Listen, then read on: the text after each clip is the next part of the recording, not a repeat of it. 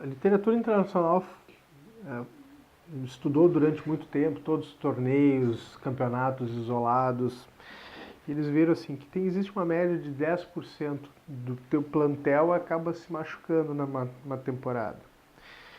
O que nós vimos? Que existem situações diferentes, que é o time profissional e as categorias de base, cada um com uma característica um pouquinho diferente.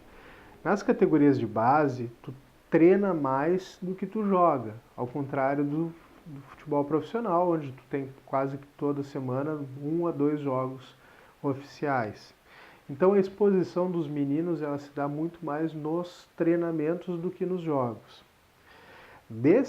Essas exposições e dessas lesões que acontecem tanto em treinamento quanto em jogo, eu diria que metade, pela estatística que nós tínhamos, metade eram lesões musculares e a outra metade lesões ligamentares.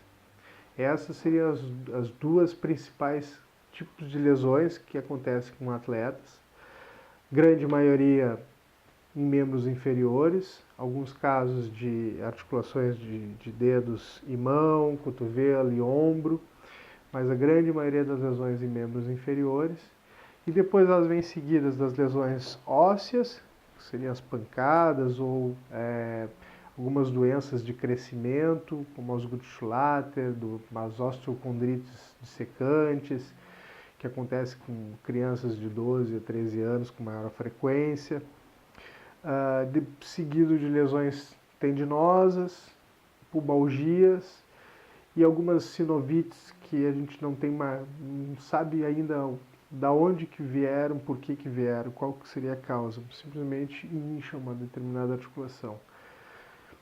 Mas, sem sombra de dúvidas, as lesões musculares e as ligamentares são as mais frequentes no esporte. Como é que a gente faz a prevenção ou tenta minimizar esse tipo de lesão? Durante a pré-temporada, a gente faz toda aquela bateria de exames, tanto a fisioterapia quanto a preparação física, o departamento de fisiologia do clube, para a gente determinar inúmeras variáveis que podem ser biomecânicas, podem ser fisiológicas, e com isso a gente vai adaptando os treinamentos desse atleta ao longo da temporada. O que acontece? Muitas vezes o esforço biomecânico durante uma partida, ele não vai ser apenas um esforço físico, mas também um esforço mental. E vão existir situações no jogo que o time pode estar perdendo e há uma necessidade de ter um resultado positivo para passar para a próxima fase. Então tudo isso acaba interferindo em fatores intrínsecos, coisas internas do atleta.